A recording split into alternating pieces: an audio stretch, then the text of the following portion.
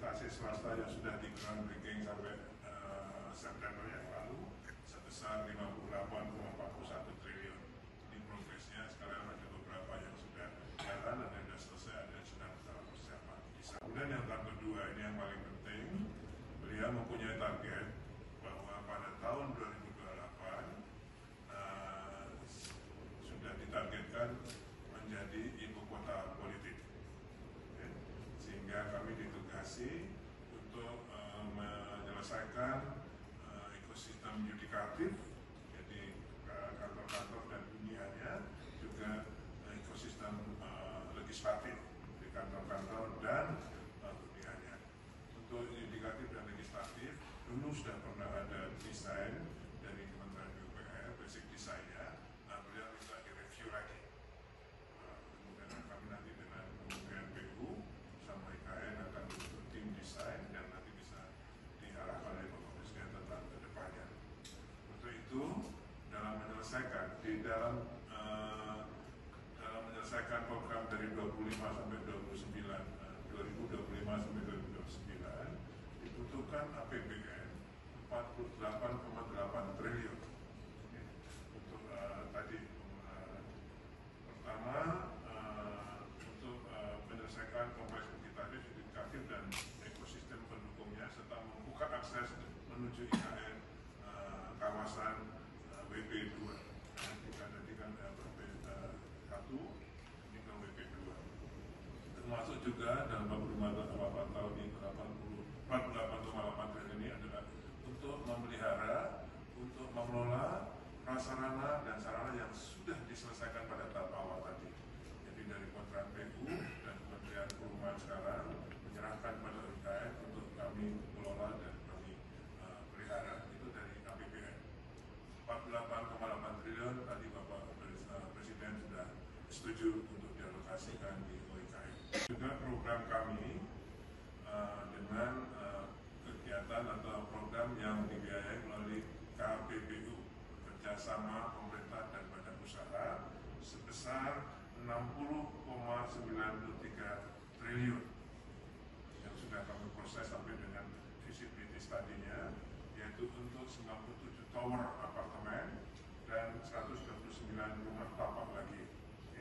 Kemudian juga untuk 6 proyek KPBU lagi untuk pembangunan jalan dan multi utility tunnel sepanjang 138,6 km di kawasan KIPP itu. Ya, nama ini yang dikerjakan kan baru sebagian, ini akan kami lanjutkan yang baru dengan KPBU. Ya. Kemudian juga 1 KPBU lagi untuk pembangkit listrik tenaga surya. Yang sekarang sudah ada 50 MW yang kemarin sudah diresmikan oleh Bapak Presiden. Laporkan groundbreaking yang 9 ini kami mohon tadi kami laporkan kepada Bapak Presiden untuk kegiatan pembangunan hotel, hunian, retail, dan perkantoran sebesar 6,49 triliun. Dari ada swasta murni, investasi murni, direct investment, KPBU, APBN. Inilah kerjasama yang disampaikan oleh Pak Menko tadi. Selain itu, Bapak Ibu sekalian, kami mendapat masukan dari Pak Menteri Perumahan untuk bisa mengoptimalkan swasta yang sudah melakukan groundbreaking tadi. Ya. Baik dari 1-8 maupun nanti yang ke-9 agar juga tidak hanya sudah groundbreaking, tapi ditindaklanjuti dengan kegiatan pembangunan.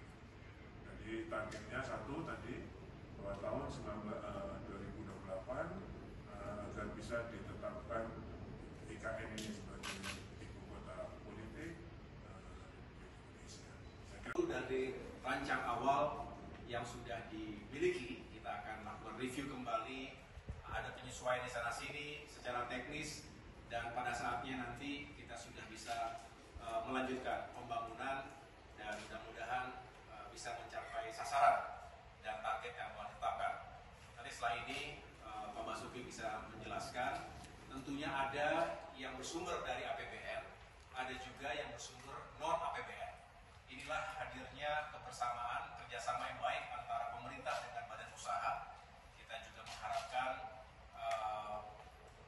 dunia swasta, pihak swasta ini bisa berkontribusi secara positif dan tentunya terintegrasi terintegrasi dengan baik. Tugas saya sebagai Menko di bidang infrastruktur dan pembangunan kewilayahan ingin meyakinkan agar segala sesuatunya terintegrasi dengan baik. Kami juga tadi membahas beberapa proyek lainnya yang juga sangat penting, diantaranya bagaimana kita harus semakin serius untuk memikirkan keselamatan dan juga masa depan masyarakat kita yang tinggal di pesisir utara Jawa, tapi fokus pada pesisir utara Jakarta. Kita tahu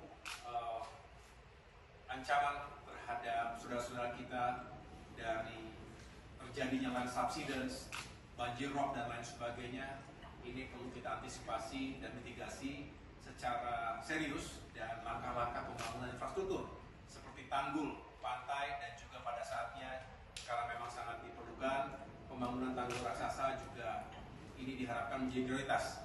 Inilah beberapa penyampaian utama dari Bapak Presiden Prabowo Subianto. Selebihnya pembangunan infrastruktur lain akan dilakukan secara bersamaan. Tentu ada prioritas-prioritas baik untuk mendukung swasembada pangan, swasembada energi dan air, termasuk juga melanjutkan pembangunan konektivitas di seluruh wilayah Indonesia.